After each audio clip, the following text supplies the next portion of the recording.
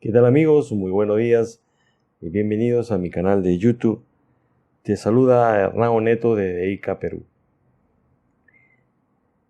En estos momentos, en estos tiempos que estamos pasando aquí en el Perú, estamos viendo situaciones que en realidad ya las habíamos visto con muchos años, al menos los que tenemos cierta edad cronológica un poco avanzada, y que hemos visto muchos presidentes pasar y las obras que hicieron y los actos que hicieron en lo referente al robo, a la coima, a la corrupción.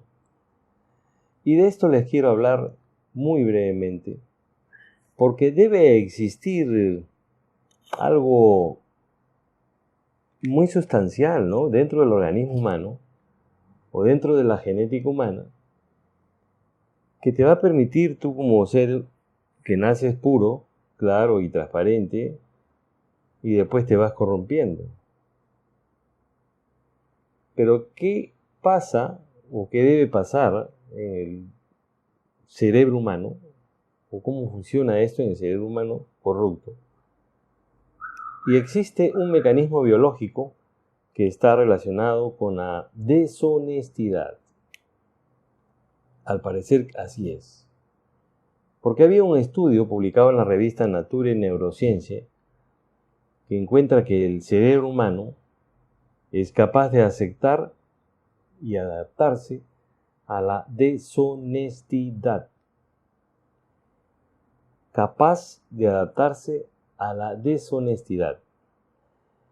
Y ha habido un informe, salió un informe en la columna del Comercio de este doctor peruano cusqueño, Elmer Huerta, y la respuesta a las preguntas anteriores, dice Huerta, recae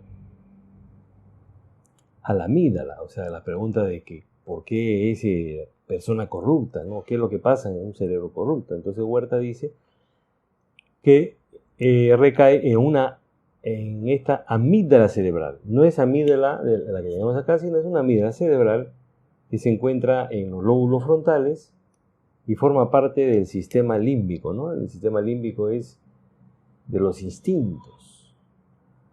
Y esta amígdala está en el cerebro profundo y maneja las emociones, la rabia, el miedo, el instinto de supervivencia, conjuntamente con el sistema límbico, que son las emociones y los instintos.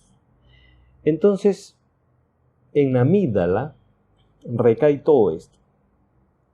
Y es una región responsable de creer en nuestros instintos, en que sin pensarlo dos veces, interpretamos instantáneamente una experiencia y decimos si la aceptamos o la rechazamos de plano. Como lo dije, la amígdala es parte del sistema límbico, un conjunto de núcleos cerebrales responsables de la vida afectiva, el desarrollo de la memoria, el instinto de preservar el organismo y la especie. Y es el nexo entre el medio ambiente y nuestros órganos internos antes de realizar una acción, así lo mencionaba el doctor Huerta. Y los científicos han estudiado dos hechos en cuestión. ¿Cómo es que el corrupto empieza poco a poco y sus delitos van progresivamente haciéndose cada vez mayores? Y cómo el miedo inicial se desarrolla, o que desarrolla el corrupto al darse cuenta que está haciendo algo mal,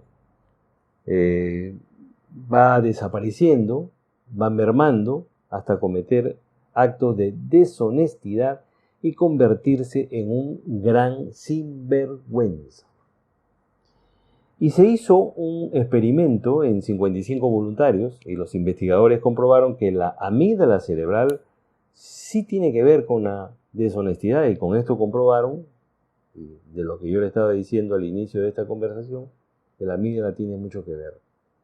Y crearon un juego en que trataban de engañar a sus compañeros, ¿no?, y favorecerse económicamente de manera deshonesta. O sea, con ese engaño, esos compañeros se volvían con más dinero, con más propiedades. Era como una especie de juego, un experimento.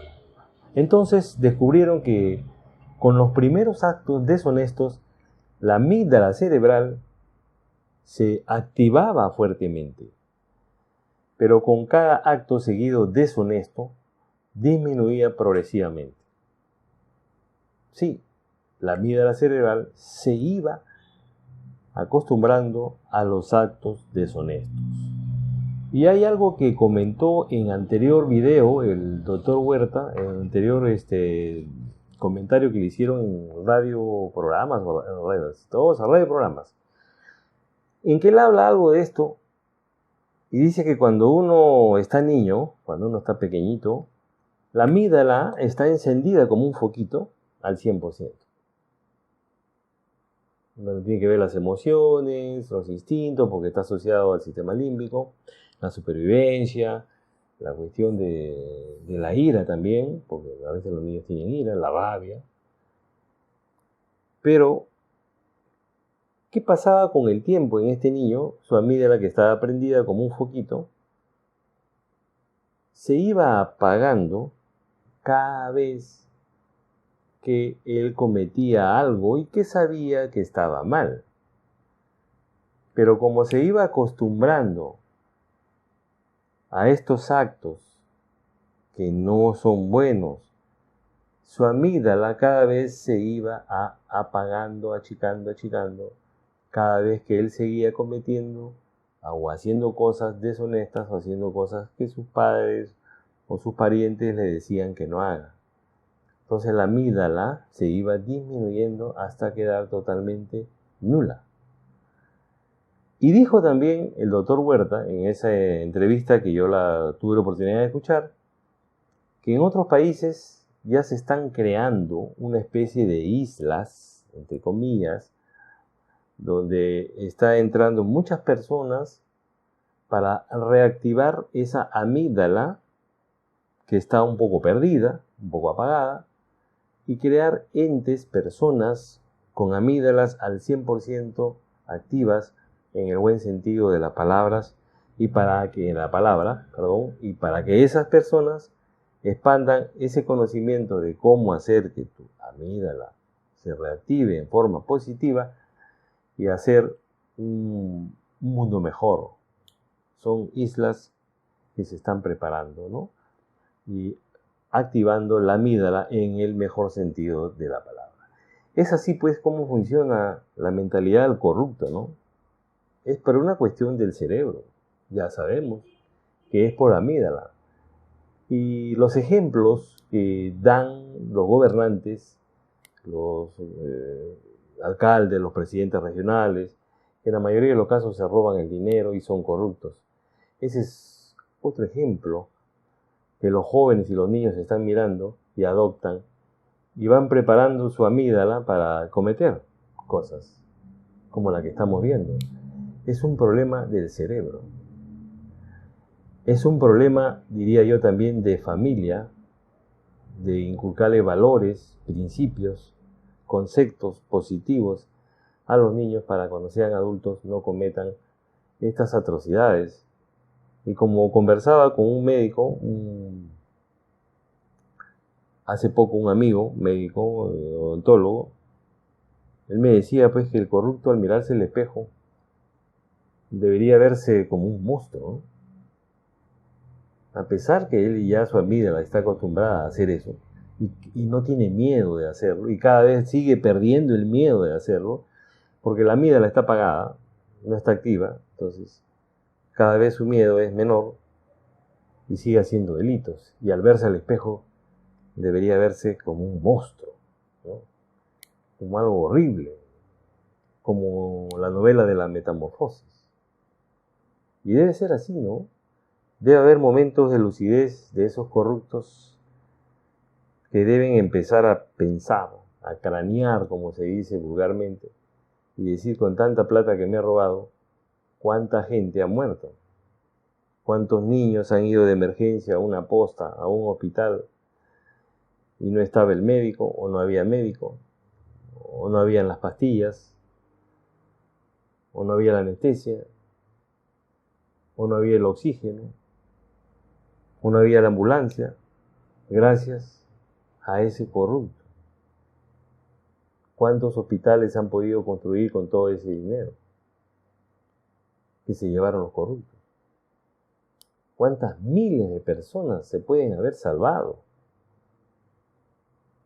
¿Cuánta gente padece de hambre? No tiene educación, los colegios se caen a pedazos, las carpetas, las camas de los hospitales, no hay medicinas, no hay más profesionales de la salud para atender de una forma más efectiva a la gente. No hay más policías, no tenemos muchos patrulleros. Estamos entrando en una vorágine de la delincuencia aquí en el Perú, gracias a los corruptos, porque toda la plata se la lleva y no podemos invertir en seguridad, en educación, en salud, en investigación, y etcétera, etcétera. Es igual como los evasores de impuestos, deben de sentirse también al mirarse el espejo como unos monstruos, cochinos, asquerosos, ¿no? Porque son parte de la muerte y el hambre y la miseria de muchas personas, porque no pagan sus impuestos y el Estado no puede hacer más obras. Igual que los corruptos. Bien, eso era todo lo que te quería decir. Suscríbete a mi canal, comparte este video y recuerda que la verdad te hará libre. Y nos estamos viendo hasta el próximo video. Nos vemos.